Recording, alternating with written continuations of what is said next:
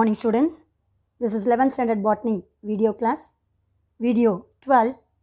In this video, we are going to continue the lesson Plant Kingdom. Dear students, in the previous video class, we have seen classification of pteridophytes, general characteristic feature of pteridophytes, economic importance of pteridophytes, and we have started life cycle of Selaginella. In that life cycle of Selaginella, we have seen taxonomic position of Selaginella, habitat and habit. Dear students, in this video, we are going to see external morphological characters of Selaginella. In external morphology means the vegetative organs of a plant body, such as root, stem and leaves, which is present in the Selaginella plant body, and their external and internal structure only we are going to see in this video. Dear students, see the diagram. This is the Selaginella plant body, which are showing the habit. See the plant body, which is differentiated into stem-like, root-like and a leaf-like organ, which is present in the plant body. In the nodal region, they are having the spirally arranged leaves. So the leaves also showing the two different shape. Some leaves are look like same, that is one type of leaves are produced in some species. In some other species, they are producing two type of leaves, that is known as homeophyllum and heterophyllum. Only one type of leaves means homeophyllum, different types of leaves means heterophyllum.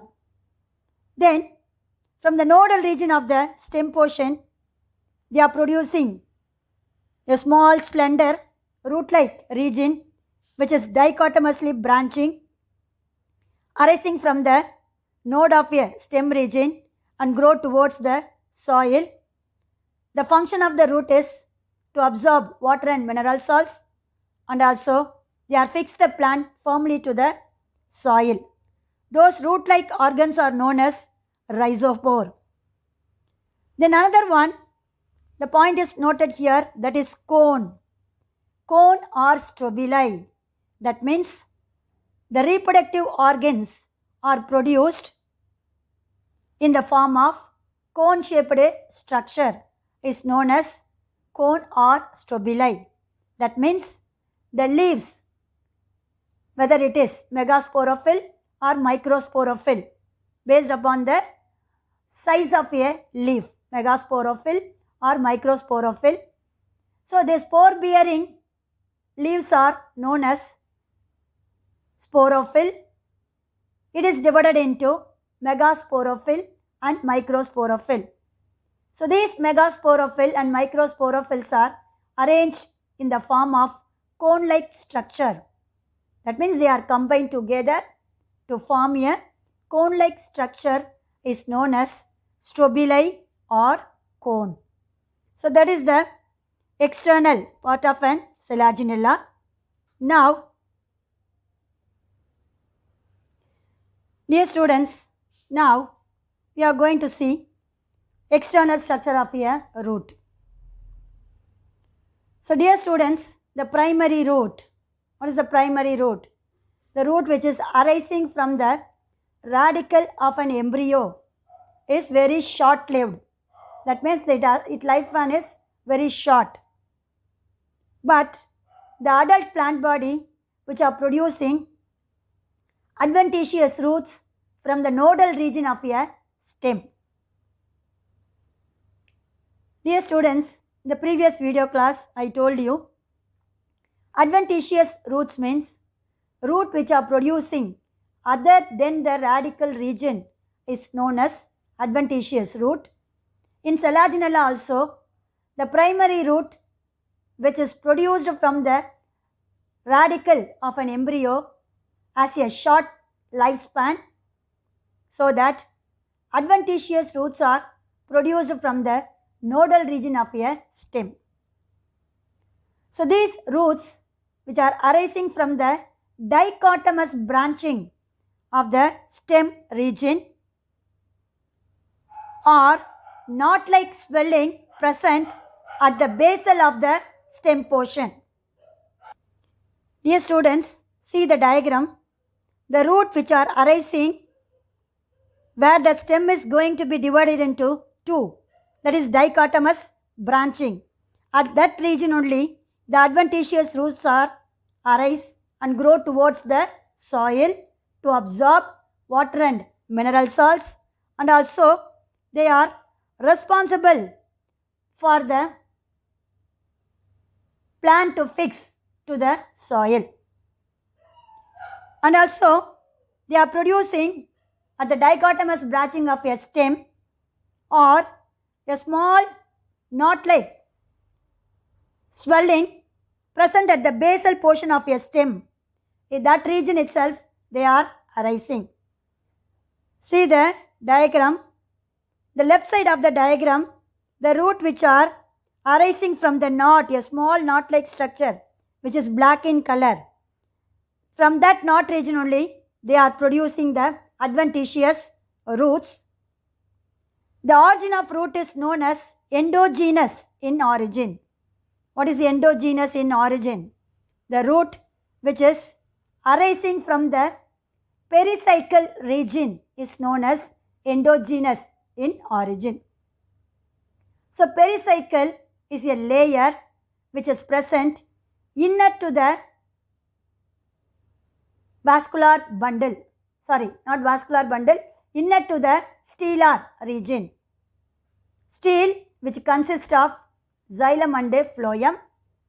The stele surrounded by a layer is known as endodermis. Inner to the endodermis they are having another layer is known as pericycle. From that pericycle region only the roots are arising. That type of origin is known as endogenous in origin.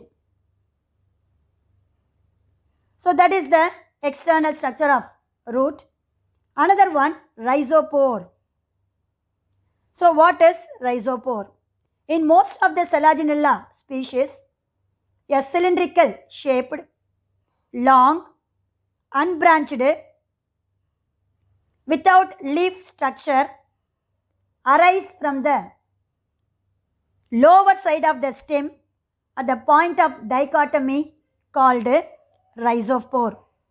Dear students, see the diagram. One of them which is showing the dichotomous branching, that is said to be adventitious root. Another on the right side of the plant body, they are showing the long cylindrical shaped unbranched, there is no branches, that is known as rhizopore. So these rhizopores also showing the dichotomous branching. They grow vertically downwards and produce tuft of adventitious roots. So the root region which are arising from the base of a stem or lower side of a stem,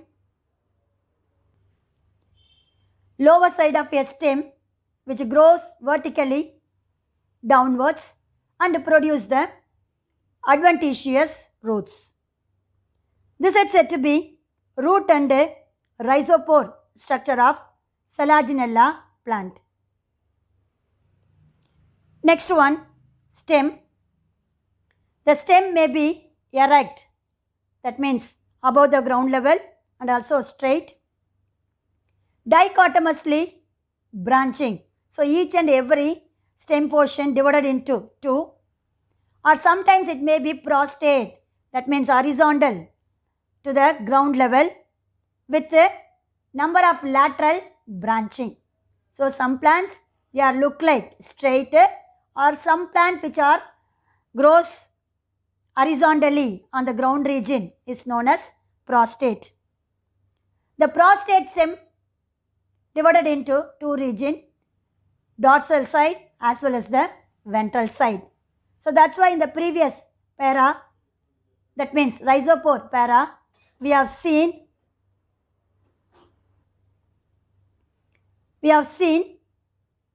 a long cylindrical shaped leafless root-like organ with branching, arising and grow towards vertically, and they also producing tuft means bunch, cluster of adventitious roots are arising on the ventral side of the stem portion is called rhizopore. We have seen in the previous para.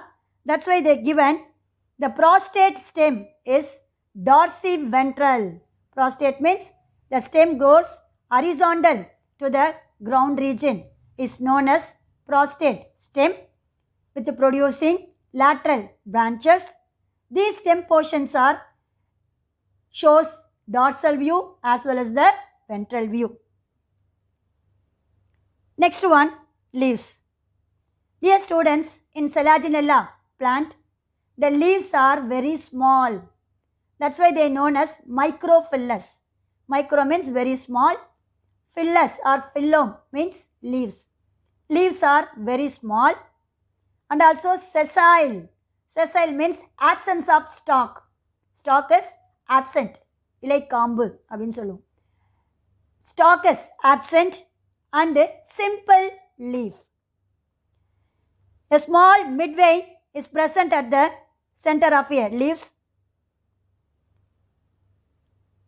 The vegetative leaf as well as the sporophyll bears a small membranous tongue-like structure on the adaxial surface. Adaxial means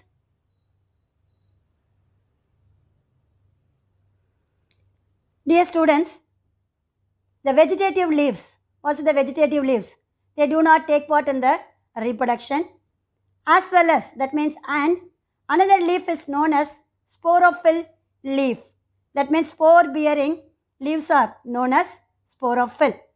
So these leaves are contains a small membranous tongue-like structure which is present at the adaxial surface, that means upper surface of a leaf, is known as ligule.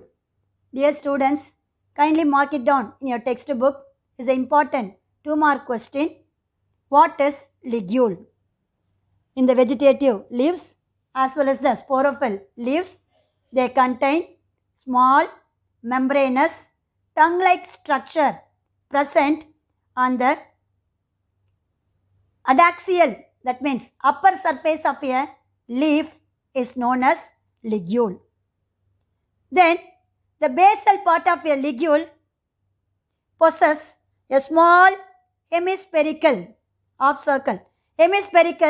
mass of thin-walled cells is called a glossopodium. Is another important 2-mark question. What is glossopodium? That means the basal part of the ligule contains a hemispherical mass of thin-walled cells is called a glossopodium. The function of a ligule is not known, but it is present at the upper surface of a vegetative leaf as well as the sporophyll leaf. Dear students, the function of a ligule is not known, but it should be viewed.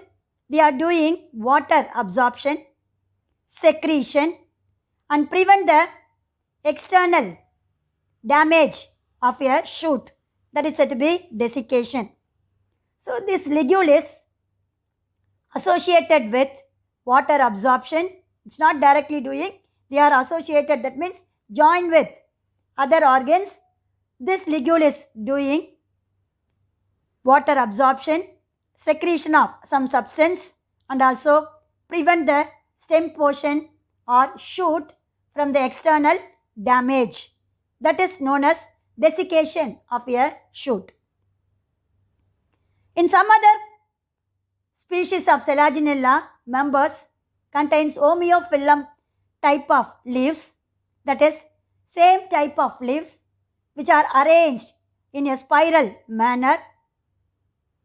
And other one, some species of Selaginella possess two different shape of the leaves, that is known as heterophyllum. So this heterophyllum type of leaves which are showing two different shaped leaves, and also arrangement is also different.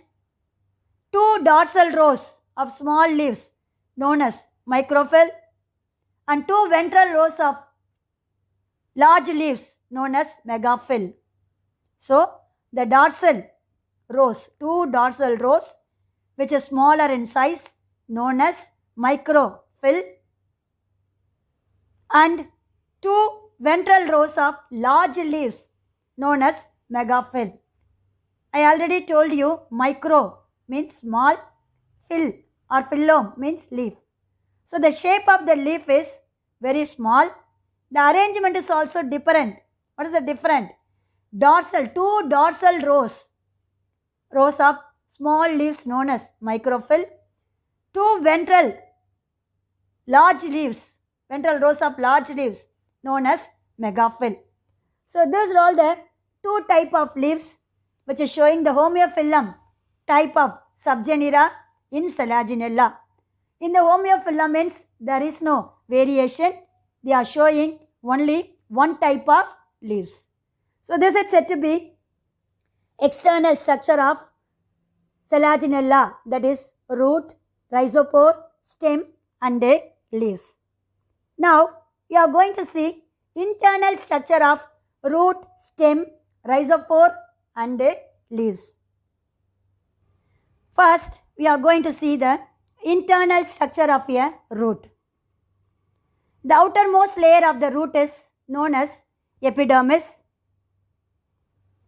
These epidermal cells are made up of with tangentially elongated cells. Inner to the epidermal cell, they are having cortex which is made up of homogeneous type of parenchymatous cell. Cortex is homogeneous. The word homogeneous means the region of cortex is made up of same type of simple tissue, that is parenchyma cells. The cell wall is very thin. So inner to the epidermis, it is made up of cortex.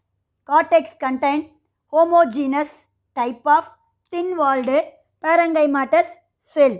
Homogeneous, that means one type of cell, and also their size and shape is also similar. That is also one of the meaning of homogeneous. Homogeneous means same type of cell. The size and structure also similar. Made up of parenchyma. The cell wall is thin. Then innermost layer of the cortex is called endodermis. Dear students, kindly note it down. The innermost layer of the cortex is dash. This is the important 1 mark question known as endodermis. Not only in this plant kingdom lesson, we are also going to see plant anatomy unit. In that unit also, you are going to see the innermost layer of the cortex is known as endodermis. Then, inner to the endodermis, the root region of Selaginella showing the first formed stele or primitive stele known as protostele. Different types of stele which is present in the pteridophyte, gymnosperm and angiospermic plant. That one we will see later in detailed manner. Now, inner to the endodermis, the root of Selaginella made up of with protostele and also monarch. So monarch means only one, and xylem is exarch. Exarch means the xylem is located in the outer position, that is known as exarch condition. Normally exarch means xylem is divided into two, protoxylem and metaxylem. based on the size. Proto means small size and also first formed. Metaxylem means later formed and also larger in size. So the protoxylem elements which are facing towards the margin or periphery, that xylem is known as exarch condition. But in this root of Selaginella, there is no variation of the xylem elements, but some xylem elements are larger in size, some one are very smaller. So based upon that, they are mentioned that xylem is exarch condition. Due to that, small xylem elements are facing towards the margin or periphery. The technical term of margin is periphery. That condition of xylem is known as exarch xylem. Dear students, see the diagram. The outermost layer which is made up of epidermis. Some of the cells which are having fine hair-like outgrowth. Due to this adventitious root as they are known as epiblemma or epidermis. Then inner to the epidermis, the homogeneous region is known as cortex. They are made up of thin-walled parenchymatous cells. Then the innermost layer, which is greenish red in color, is known as endodermis, which encloses the vascular bundles such as xylem and phloem. Dear students, see the arrangement of xylem and phloem components. Xylem which is located at the center. This xylem is surrounded by a phloem which is blue in color. That is known as phloem. This is the arrangement of vascular bundle in Selaginella. This arrangement of stele only known as protostele. So the endodermis encloses the vascular bundle or stele. Okay. And also see, inner to the endodermis, one layer of cell is there. It's uniformly arranged. That is known as pericycle. From that region only, the adventitious roots are arising. That condition is known as endogenous in origin. We have seen in the morphology of the root, the origin of root is endogenous in origin. So in this pericycle region only, the roots are originated. That roots are known as endogenous roots. That means origin, endogenous in origin. So the stele comprises of xylem and phloem. Center they are having the xylem surrounded by a phloem. Then the xylem components here divided into two. That's why they told exarch. What is exarch? Metaxylem elements are at the center. That is, see, large xylem components. And also outer, the protoxylem elements are very small, which facing to the margin or periphery. That condition of xylem is known as exarch xylem. And also monarch. Monarch means we are unable to find out the different xylem and phloem components. Only one xylem at the center showing two different shape of the xylem surrounded by phloem. So this condition is known as monarch. That means only one xylem components, one phloem components. That is said to be monarch and also exarch xylem. So this is said to be the TS of root in Selaginella. Is the important 3 mark and 5 mark question. Explain the internal structure of root of Selaginella with the diagram. Separately draw and label the diagram of TS of root of Selaginella is another important 3 mark and 5 mark question. Dear students, kindly mark it in your textbook, TS of root.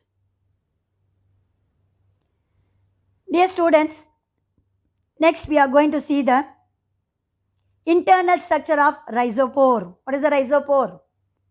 A small, branched, slender, elongated structure which are arising from the base of a dichotomous branching stem region or at the knot-like structure present at the dichotomous branching is known as rhizopore, isn't it? So this rhizopore is also made up of with outermost layer known as epidermis. Then this epidermis region is enclosed by a single layer of cuticle which is present outer to the epidermis. Then here the cortex is differentiated into two regions. One is the parenchymatous and sclerenchymatous. The sclerenchymatous layer which is present in the outer region of a cortex, then inner region of cortex made up of with parenchymatous tissue. Then the innermost layer of the cortex forms the endodermis. This endodermis encloses the stellar region which is made up of protostele. The xylem component is monarch, that is only one, and also exarch, that is smaller size of the xylem which is present or facing towards the margin or periphery. But some species of Selaginella, the xylem is centrifugal in Selaginella crossyana and crescent shape in Selaginella atroviridis. That means the shape of the xylem components is vary in two different species. One in the centrifugal, in another one it is crescent shaped. Example, Selaginella crossyana and Selaginella atroviridis. This is the internal structure of rhizopore. Outermost layer which is made up of epidermis. Outer to the epidermis, the layer is made up of cuticle region. Inner to the epidermis, it is divided into two regions of cortex. Inner to the epidermis, the region which is made up of sclerenchymatous cell which named as hypodermis. Inner to the epidermis, 2 to 3 layer which is made up of sclerenchymatous cell. That region is said to be outer region of a cortex known as hypodermis. Then inner to the hypodermis, they are made up of with parenchymatous cell. The innermost layer of the cortex is known as endodermis, which is blue in color, closely packed, barrel shaped cells. We all know that one. When the building is constructing, they are storing the water in a large container. The shape is known as barrel. That shape of the barrel only, here the endodermis cells are showing. So that is said to be barrel shaped, closely packed parenchymatous cells known as endodermis. Inner to the endodermis, they are one more layer is present. That is said to be pericycle. It's clearly seen in this TS of rhizopore. Then inner to the pericycle only, the stellar region consists of xylem and phloem. Xylem which is located at the center, surrounded by phloem. Only one xylem component, that is monarch. This xylem at the center consists of metaxylem elements, that is large shaped xylem, surrounded by, what is that one? Smaller protoxylem, that is xylem elements known as protoxylem. So these protoxylem layers are facing towards the margin or periphery. That condition is known as exarch xylem. So this is said to be TS of rhizopore. Dear students, I hope have you all understood external morphology of the Selaginella, that is root, rhizopore, stem and leaves, and also we have seen internal structure of root and rhizopore. Up to this, I conclude my video. Remaining, we will see in the next video class. God bless you. All the best, children.